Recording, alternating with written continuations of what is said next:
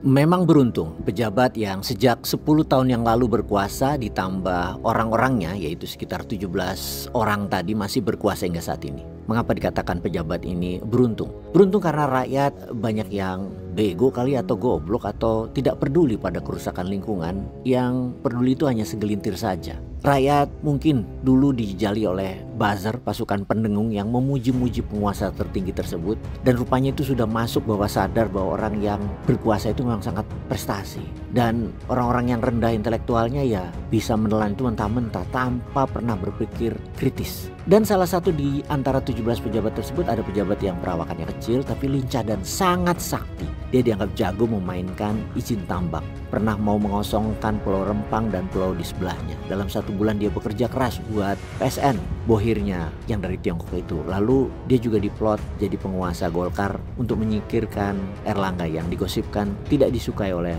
Mulyono. Lalu dia ingin jadi dokter di UI melalui jalur cepat, dan kalau melihat sepak terjangnya yang sangat pintar, agaknya dirinya pasti tidak akan ada yang berani mengganti kalau ada masalah apapun. Gak mungkin Pak Prabowo berani menggantinya. Pak Menteri ini lebih kuat dari orang-orang di sekeliling Pak Prabowo. Mereka semua takut pada menteri ini dan pasti akan selamat dia dari reshuffle yang katanya akan diadakan Pak Prabowo sebentar lagi.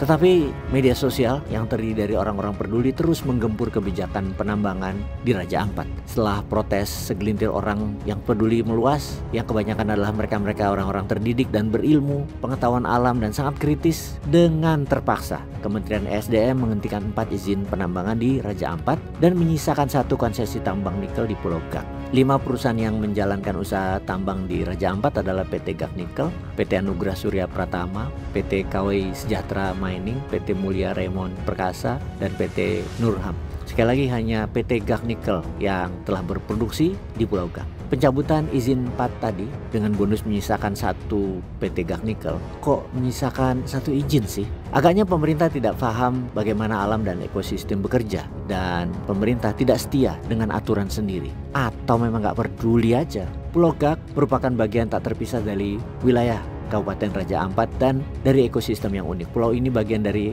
ecoregion Raja Ampat yang sama, yang saling terhubung dan terkait. Pulau Gak itu hanya 60 km persegi luasnya. Pulau kecil memiliki ekosistem yang rapuh. Itu sebabnya menurut peraturan pemerintah sendiri, pulau kecil terlarang untuk ditambang. Ketentuan ini tertuang dalam Undang-Undang Nomor 1 Tahun 2014 dan diperkuat dengan putusan MK pada tahun 2023. Belakangan aturan diubah untuk mengakomodasi keserakan investor tambang, namun dengan syarat tidak merusak lingkungan serta disetujui warga setempat. Pengertian tidak merusak lingkungan itu sangat longgar. Menambang di kawasan ekosistem yang rapuh sendiri sudah hampir pasti merusak lingkungan darat maupun lautnya. Tidak pula menghitung bahwa sedimentasi akibat penambangan, baik lumpur maupun logam beratnya, akan langsung masuk ke laut di bawah arus laut puluhan kilometer jauhnya. Pastinya akan berpotensi menghancurkan terumbu karang puluhan kilometer jauhnya. Itu sebuah kepastian. Kawasan Raja Ampat adalah kawasan yang memiliki geopark global berkelas dunia dan sudah diakui oleh UNESCO sejak Mei 2023. Terletak di Papua Barat, Raja Ampat dikenal dengan formasi batuan tua dan landscape karst yang unik. Lautnya biru jernih, gugusan pulau karst yang menakjubkan, serta kekayaan hayati laut yang menjadi rumah lebih dari 1.300 spesies ikan dan 600 jenis karang, membuat wilayah ini disebut The Last Paradise on Earth. Raja Ampat terdiri dari pulau-pulau kecil berdasarkan undang-undang masuk kategori pulau yang tidak boleh ditambang.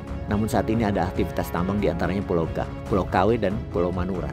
Belum selesai kasus muncul kabar di media sosial X. Mayoritas hasil nikel diangkut dengan kapal bernama JKW Mahakam dan Dewi Iriana. Di sini muncul spekulasi mengaitkan nama armada kapal JKW Mahakam dengan nama Presiden RI Pak Jokowi dan istrinya Iriana dengan kapal Dewi Iriana karena kemiripan nama.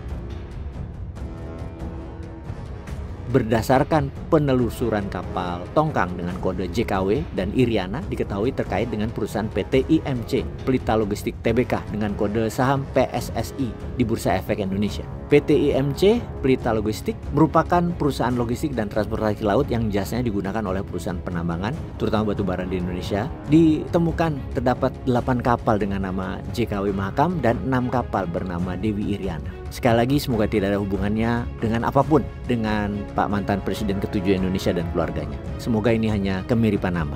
Menurut sahabat, apa kira-kira hubungannya? Peace.